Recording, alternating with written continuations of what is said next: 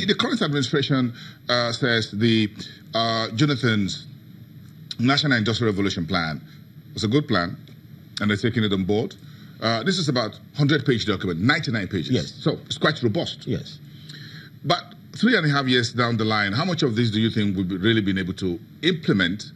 Of course, yesterday we still having meetings with the Volkswagen people who wants to set up a hub here, but they've already gone to a few other African countries, and some of them are getting into business in Rwanda, for example. So our own industrialization, if you look at the current administration, what more would you like to see? Because the current administration, if you look at President Buhari's, at what they call the APC's manifesto, next level, spoke a bit to industrialization. Maybe just go there straight. And part of what they said, the next level will be on industrialization and jobs, which is under jobs. And level 4 is the regional industrial parks and special economic zones. 109 special production and processing centers to support production and value additive processing, tractors and processors plan in each territory. Let's talk a little bit to agric and export-led part of production. This is hello, sir. This is not the first time that we're hearing about SEZs, the special economic zones. We know about them. They've been here. How much have they added to our value added? I mean, how much have they contributed to the GDP, and how much of our exports? How functional are they? Oh, have you forgot about what's the name of that in Calabar? Yeah, the Ogevza. Yeah. The oil and gas export free zone. So what are they exporting? No, I don't think that is a clever way to approach industrial policy. Okay?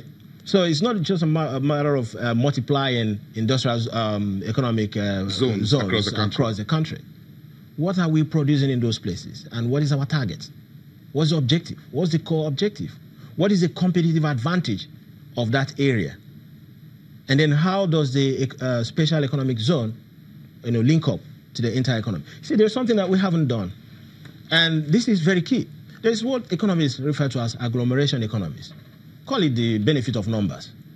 Okay, you have people doing almost the same thing, so the impact is higher than when individuals are doing very specific things, different things across different sectors. And that is what the economists promote. When you talk about entrepreneurship, yeah, if I know how to write, then you give me money to be writing. If you know how to, play soccer and all of that, it doesn't help in any way to give us that agglomeration dividend. Which is a bit of an helicopter view of things. Yes. Yeah, you just up there and just see everybody there.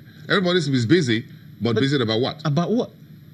So you think we need to begin to be specific? Coordinate, yes. Coordination is important. Economic coordination. And then identification of what you call the keystone sectors. For each region, what is their comparative advantage? What is it that they can contribute? And then when you talk about that, you see, I was talking about the smiley curve of global value chain, whereby you see the innovation R&Ds, okay, those are high value adding.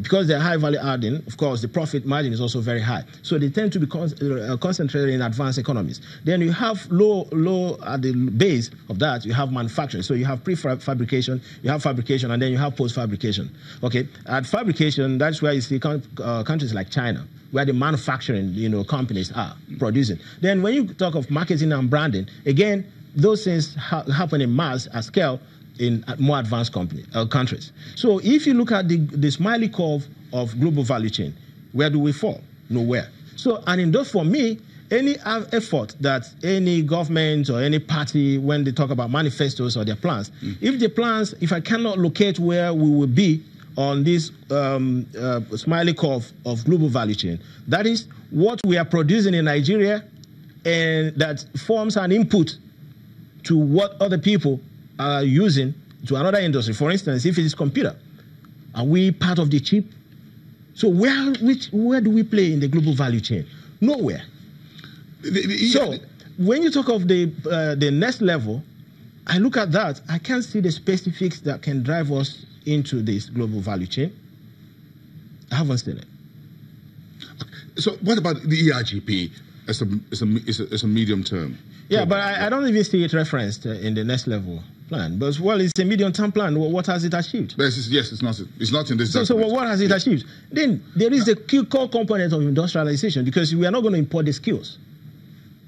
We are not importing the competencies required in industry. So that's education. That's your field. Thank you. Yes, the academia. So how do we fix that and bring that into the why is our school on strike? Why is our school on strike? Have you read the points they've raised? The student-teacher ratio in Nigerian universities in the United States had always been on strike. So how do we stop it? Yeah, I'm sorry. I'm just got to play the devil's advocate. They have always been on strike. Almost every administration. Well, yes. Yes. So how do we fix it? How do we stop ASTO from going on strike? We've proposed, you see, okay, when we talk about deregulation and all of that, not across all sectors, but I think it comes to a point in the educational sector where we need to tell ourselves the simple truth, the home truth. And what is the truth? That this government allocation to universities doesn't help. It doesn't incentivize creativity. You know what incentivizes? Corruption. At the universities? Ineptitude. Of course, at the universities. Because no university hires the best guy because he's competing for any grant. Okay, let's take a break. We'll be right back. Professor Dr. Bongo Adi, a senior lecturer and development economist at the Lagos Business School.